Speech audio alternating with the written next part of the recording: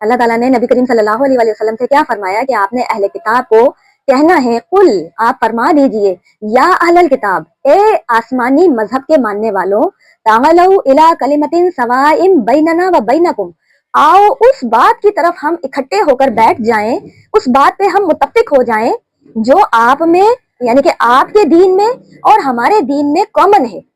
उस बात को आप भी एक्सेप्ट करते हो और हम भी कबूल करते हैं। आपकी बाइबल में भी अल्लाह का हुक्म आया है और हमारे कुरान में भी अल्लाह का इरशाद आया है। कौन सी बात है वो जो हम दोनों को एक करती है? वो है अल्लाह नअबुदा इल्लल्लाह, कि हम इबादत ना करें मगर सिर्फ एक अल्लाह की। मुराद क्या है? वो जो ओल्ड टेस्टामेंट और न्यू टेस्टामेंट यानी कि तौरात और इंजील के अंदर अल्लाह का हुक्म आया था कि अल्लाह के सिवा किसी की इबादत नहीं करनी,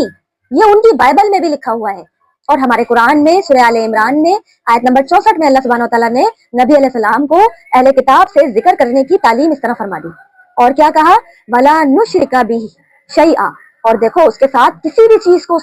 शरीक नहीं किया जा सकता। किसी भी एतबार से किसी भी हस्ती को, किसी भी जात को अल्लाह का हमसर, अल्लाह का मद्दे मुकाबिल नहीं बनाना है। अल्लाह के साथ शिरक नहीं किया जा सकता। वला यत्तखिज़ा बाग़ुना बाग़ज़ा अरबाबम मिन दूनिल्लाह,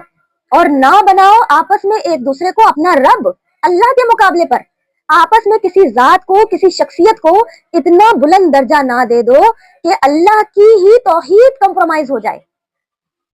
फ़इन तवल्लौ फ़क़ूलू शहदू फ़अन्ना मुस्लिमून, फिर भी नबी अलैहिस्सलाम अगर ये लोग आपसे इस तालीम के ऊपर मुत्तफिक ना हो, आपके साथ इत्तेहाद ना करें, इससे मुंह फेरें, तो बस आप ये कह दें कि मैं तो गवाही देता हूँ कि मैं उस रब ताला का ताबे फरमान हूँ, मैं उसके आगे सरेंडर करने वाला हूँ, मैं उसका मुस्लिम हूँ। मुसल्लिम कहते हैं सही सालिम। जैसा कि अल्लाह सुब्हानहू व तआला ने फतरत इस्लाम पर पैदा फरमाया, तमाम बंदों को अल्लाह ताला ने फतरत इस्लाम पर पैदा फरमाया है, तो उस चीज की तरफ वो बुलाते हैं। तो यही वो एक कॉमन बात है जिसको हम कुरान मजीद से भी पेश करें और उनकी बाइबल से भी पेश कर सकते हैं। बाकी इसके अलावा जो कुरान मजीद में ईसा इब्ने मरियम की शान बयान की गई है, उतनी ज्यादा शान और शौकत तो उनकी अपनी किताब बाइबल में भी नहीं मिलेगी हजरत ईसा अलैहिस्सलाम के हवाले से। जब नबी करीम सल्लल्लाहु अलैहि वसल्लम के साथियों में से जाफर तैयार निजाशी के दरबार में पेश हुए थे और वहां पर निजाशी के सामने अबू सुफियान ने नबी करीम सल्लल्लाहु अलैहि वसल्लम की तौहीन के एतबार से और दीन मजहब की मुखालफत में हजरत जाफर तैयार के हवाले से ये कह दिया था कि ये लोग तो आपके नबी ईसा इब्ने मरियम को भी नहीं मानते हैं। तो निजाशी ने पूछा कि आप ईसा अलैहिस्सलाम को नहीं मानते हैं? तो उन्होंने फिर कहा कि हम ईसा अलैहिस्सलाम को इस तरीके से मानते हैं कि वो अल्लाह के बंदे हैं, अल्लाह के नबी हैं, अल्लाह की खास रूह हैं। अल्लाह ताला ने उनको मौजज़ाती तौर पर पैदा फरमाया, मौजज़े बड़े गैर मामूली अता फरमाए और फिर उनको पूरा बुलंद आसमानों पर उठा लिया। तो निजाशी ने जमीन से एक तिनका उठाकर आंखों में आंसू भरते हुए सच्चाई के साथ जाफर तैयार को और अबू सुफियान को और इनके लश्करों को ये जवाब दिया था कि जो कुछ आपके नबी ने वही के जरिए कुरान में जो आपने अभी तिलावत की है ईसा इब्ने मरियम के हवाले से शान उनकी, वल्लाह वो इस तिनके से भी ज्यादा नहीं है, मतलब इस तिनके बराबर भी फर्क नहीं है उनकी जात के अंदर जो कुछ आपके कुरान में बयान किया गया है। और कुरान मजीद में अल्लाह सुब्हानहू व तआला ने सूरह माइदा में आयत नंबर जो 72 से मतलब शुरू होती है बात, उसके अंदर क्या शान बयान की है कि ये लोग ईसा अलैहिस्सलाम को अल्लाह का बेटा या अल्लाह तस्वुर कर रहे हैं, लेकिन ईसा इब्ने मरियम के बारे में अल्लाह ताला कह रहे हैं लक़द कफ़र अल्लज़ीना क़ालू इन्नल्लाहा हुवल मसीह इब्नु मरियम, यकीनन वो लोग कुफ्र कर रहे हैं जो ये कहते हैं कि ईसा इब्ने मरियम ही अल्लाह है। नाउज़ुबिल्लाह। वक़ालल मसीहु या बनी इसराईल अब्दुल्लाह रब्बी व रब्बुकुम, और ईसा इब्ने मरियम ने तो खुद कहा था कि मैं मतलब बनी इसराइल से कि अल्लाह की इबादत करो, वो मेरा रब है और तुम्हारा रब भी है।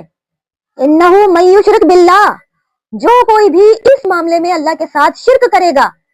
फ़क़द हर्रमल्लाहु अलैहिल जन्ना, बस ऐसे शख्स को जान लेना चाहिए कि अल्लाह ताला ने उसके ऊपर जन्नत को हराम कर दिया है। अल्लाहु अकबर वलियाउज़ु बिल्लाहि ताला। वमावाहुन नार, और उसका ठिकाना आग होगा। वमा लिज़्ज़ालिमीन मिन अंसार, और अल्लाह सुब्हानहू व तआला जो है वो जुल्म नहीं करने वाला है मदद करने वालों के लिए। अब यहाँ पे अंसार मदद करने वाले वो हैं जो ईसा इब्ने मरियम के साथ दीन के मामले में मदद करने के लिए खड़े हो गए थे।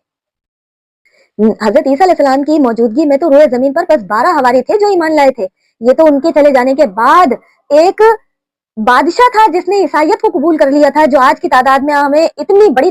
آج کی ڈیٹ میں ہمیں اتنی بڑی تعداد میں عیسائی نظر آتے ہیں نا،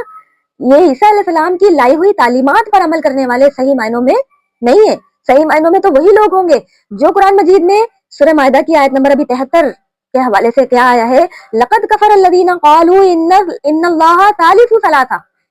کیا کہا اللہ تعالیٰ نے، یقیناً وہ لوگ بھی کفر کر رہے ہیں جو یہ کہتے ہیں کہ اللہ تین میں کا ایک ہے۔ یعنی کہ اس ٹائم میں یہ ٹریٹی تھی کہ جو تین خدا ہیں، تین خداؤں کو ٹریٹی کے طور پر مطلب تصور کیا جاتا ہے کہ وہ کہتے ہیں اللہ، مریم اور عیسیٰ ابن مریم، یعنی کہ یہ تینوں ہی جو ہیں یہ ٹریٹی ان کو ایک نام سے مینشن کیا گیا ہے کہ یہ ہے صحیح معنوں میں خدائی کے حقدار۔